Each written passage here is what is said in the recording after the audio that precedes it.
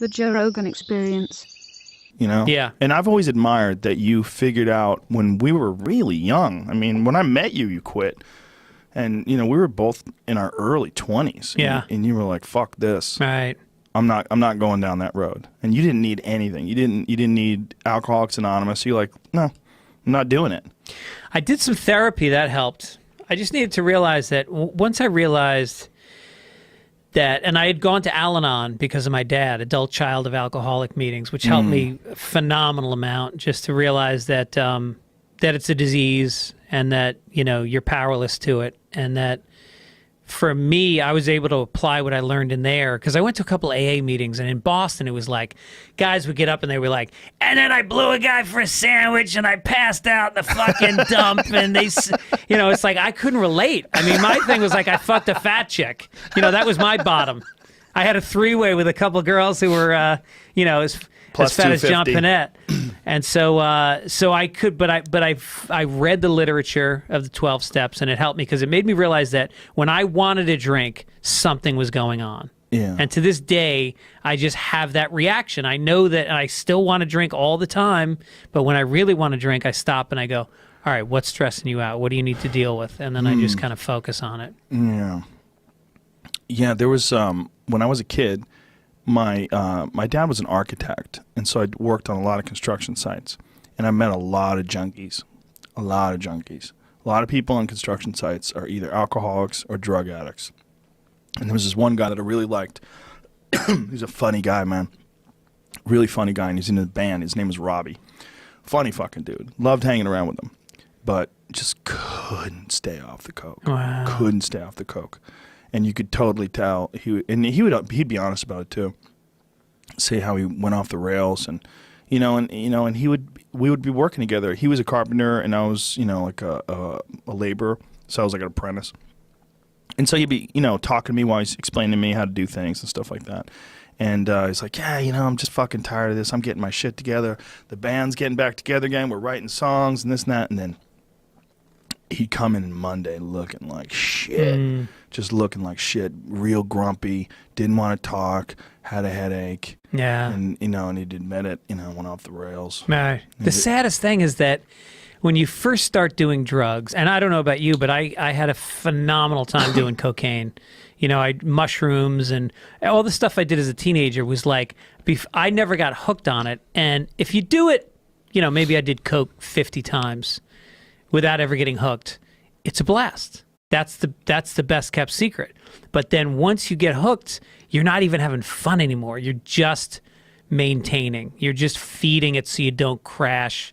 With heroin, you're just trying to avoid withdrawals. You're not even feeling that great anymore. I think with Robbie too, part of the problem was he was very disappointed in himself. Yeah. It was booze too.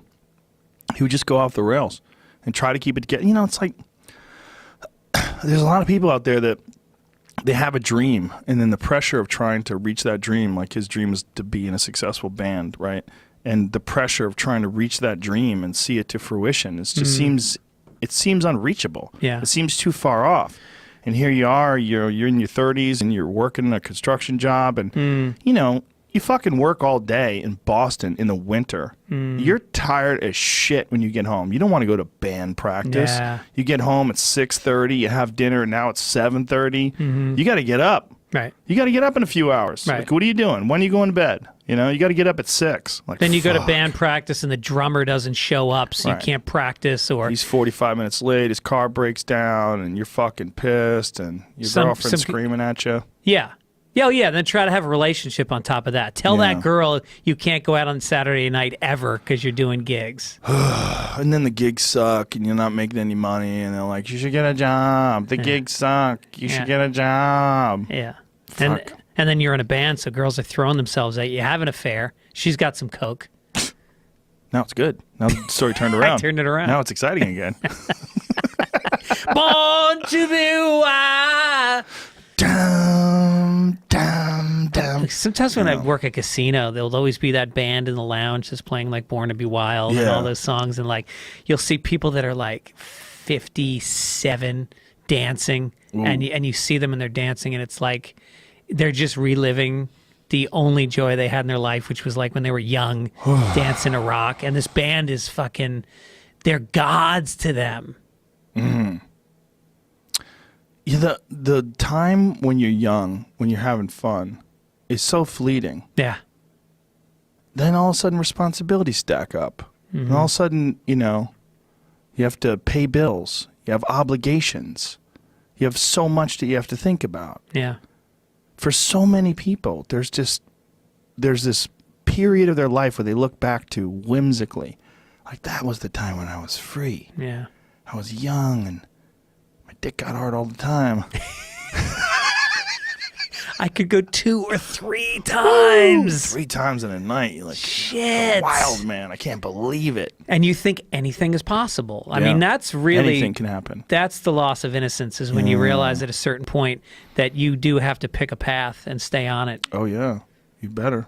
Because you got to pay the bills with it. And, you know, and then what's so sad is you see people that work so fucking hard for not a lot of money. And, you know, bills just add up. And then they save just enough when they get their vacation twice a year. They'll go to, like, a cruise, and they'll just drink nonstop for a week. And at the end of it, they're just hungover. They blew the excess money they had. And that was it? That's what you worked all year for? I had a friend of mine who worked in a restaurant, and one of the guys who worked with saved up his money for 8 years. Went to Vegas and blew it in one day. God. It was the most heartbreaking story. This poor guy, I think he was a dishwasher, and he worked there for 8 years. Yeah. Like, set aside 50 here, 25 there, set aside for 8 fucking years. Yeah. And I think it was some good amount of money, like $30,000. Shit. Went there with a plan. This is it, baby. I'm good at blackjack, or whatever the fuck he played. He read a book. A lot of guys read books.